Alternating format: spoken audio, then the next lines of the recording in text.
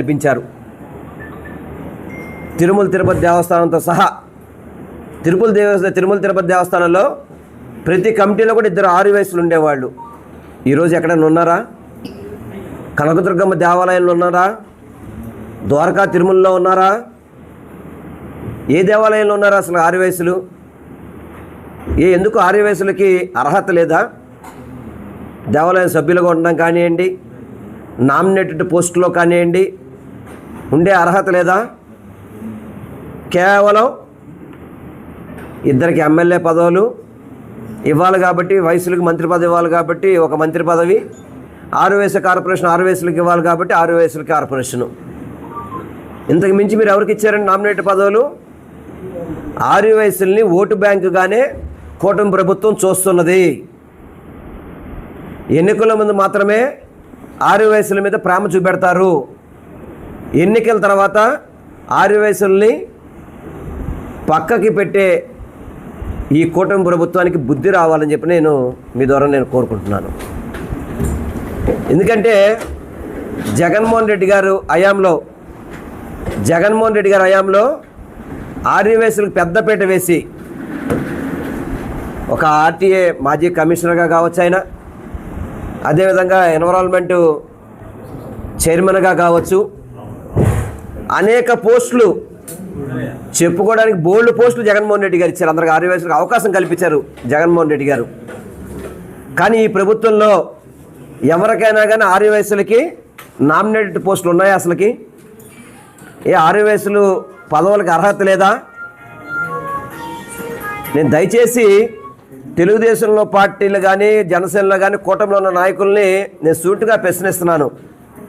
నిలదీయండి మీరు అందరూ కూడా. సొంత ఫ్యామిలీ మెంబర్ లాగా అందరూ కూడా సపోర్ట్ చేస్తూ ఉంటారు.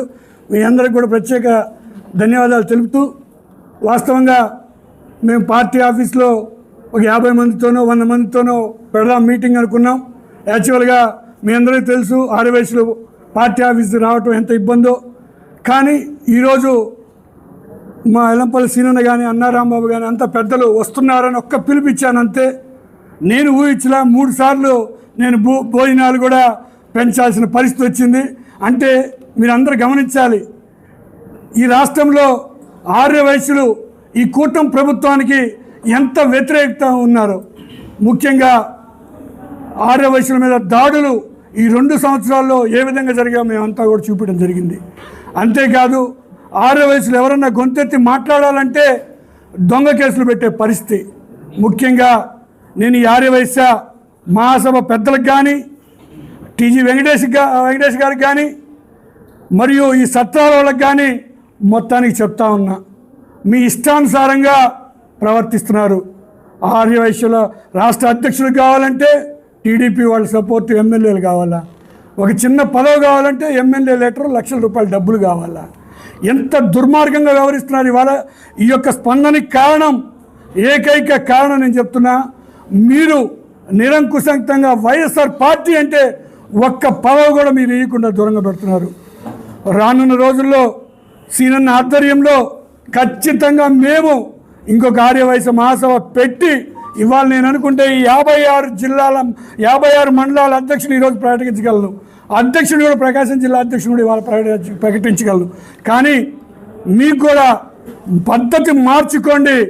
మార్చుకోకపోతే మాత్రం మొట్టమొదటిగా ప్రకాశం జిల్లా నుంచి ఆర్యవైశ్య సమ్మేళనం జరిగింది. ఆర్యవైశ్య మహాసభకు కూడా 56 మండలాధ్యక్షులు వేసి, జిల్లా అధ్యక్షులు కూడా వేసి మా పెద్దలందరికీ కూడా నేను సమర్పించడానికి ఎరకాను. దయచేసి మీరు టీజీ వెంకటేష్ గారికి ప్రత్యేకించి చెబుతున్నా, టీడీపీ ఎమ్మెల్యేల దగ్గర లెటర్ తెచ్చుకున్న వాళ్ళకే పదవులు ఇస్తానని మాట్లాడితే మాత్రం మర్యాద ఉండదు. ఇంకొకసారి మీ సత్రాలు ఇచ్చిన వాళ్ళకే ఇవ్వటం మీ తొత్తులాగా అన్నిటికీ మీరు వాడుకుంటున్నారు. ఒక పద్ధతిగా మీరు పోయి వైఎస్ఆర్ పార్టీ వాళ్ళకు కూడా మీరు ప్రాధాన్యత ఇవ్వకపోతే రానున్న రోజుల్లో మేము కూడా ఏం చేస్తామనేది తెలియపరుస్తున్నాం. ముఖ్యంగా ఉమ్మడి ప్రకాశం జిల్లా ఆర్యవైశ్య సోదరుల మనందరికి కూడా ఎప్పుడు నేను రుణపడి ఉంటాను. నిజంగా ఈరోజు అందరు పార్టీ ఆఫీసులో వద్దన్నా, వైశ్యులు రారన్నా కానీ అసలు వందల సంఖ్యలో వచ్చిన ప్రతి ఆర్యవైశ్య సోదరులు అందరికీ కూడా ఉదయపూర్వక ధన్యవాదాలు తెలుపుకుంటూ, ఈ కార్యక్రమానికి నా వెనకను నడిపించిన ఎల్లంపల్లి సీనన్న గారికి